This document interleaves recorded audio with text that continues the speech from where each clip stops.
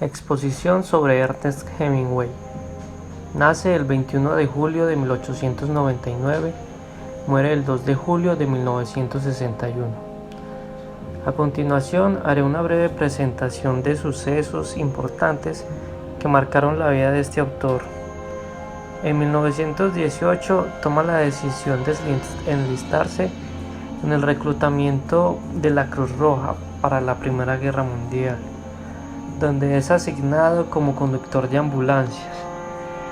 En esta misma guerra es herido por un mortero que le causa graves lesiones en las piernas, pero aún herido logra salvar a un soldado, lo que le hace merecedor de la medalla de plata. Estos sucesos le servirían como inspiración para su obra Adiós a las armas. En 1937 toma el puesto de corresponsal en la Guerra Civil de España, donde conoce a Martha Gellhorn, futura esposa e inspiradora de su obra ¿Por quién doblan las campanas? Sufrió de depresión por la muerte de sus compañeros literarios, entre ellos Scott Fitzgerald en 1940 y James Joyce en 1941. En 1944 tiene una contusión por accidente en coche. También estuvo presente en el desembarco de Normandía y en la liberación de París en la Segunda Guerra Mundial. En 1947 recibe la Estrella de Bronce por su participación en esta misma guerra. Para este momento ya lo afligían males como la presión arterial, diabetes y su adicción por el alcohol.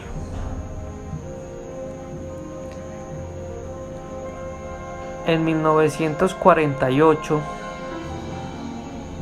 hace un viaje a Venecia, donde conoce a una mujer de 19 años, quien se piensa fue su amor platónico y pudo haber sido la inspiración para su obra Al otro lado del río y entre los árboles.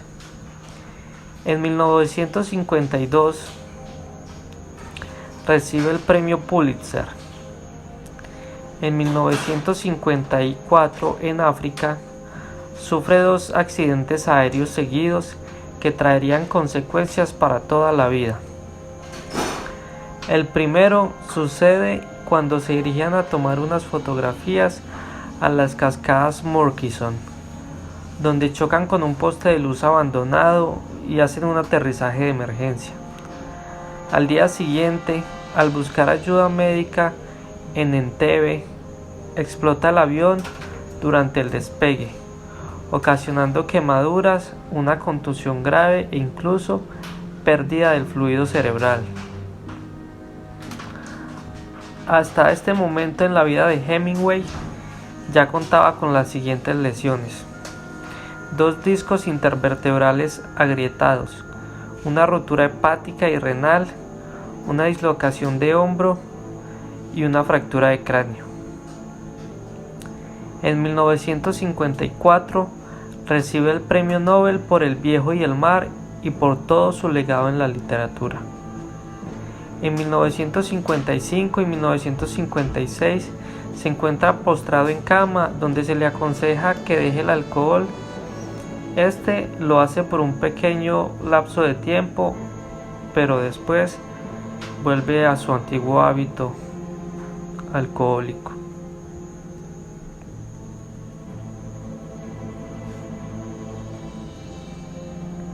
Después de todo esto, se encuentra un poco paranoico, creyendo que está siendo seguido por el FBI, por lo que es internado y tratado con electrochoques.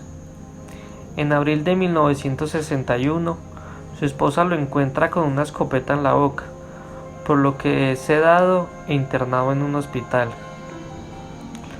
Pero en la madrugada del 2 de julio, nuevamente en su casa, se dispara en la cabeza, metiendo en su boca el cañón de su escopeta favorita. Se piensa que todo esto puede haber sido causado por una enfermedad llamada hemocromatosis, debido a que esta es hereditaria y podría tener un poco de sentido el hecho de que tanto su padre, su hermano y su hermana también se hayan suicidado. Teoría del iceberg. Esta teoría es desarrollada por Hemingway. Surge debido a sus comienzos como periodista, donde debía ser lo más claro y conciso a la hora de reportar. Esta teoría tiene ese nombre debido a que cuando Hemingway desarrolla una historia o construye una historia, toda la estructura y los simbolismos están ocultos o sumergidos, mientras que los hechos en sí se encuentran por encima del nivel del agua, al estilo de un iceberg. Es decir, es algo así como omitir ciertos sucesos dentro de la historia, dando una mayor libertad a las conjeturas del lector, lo que hace que se fortalezca más la ficción.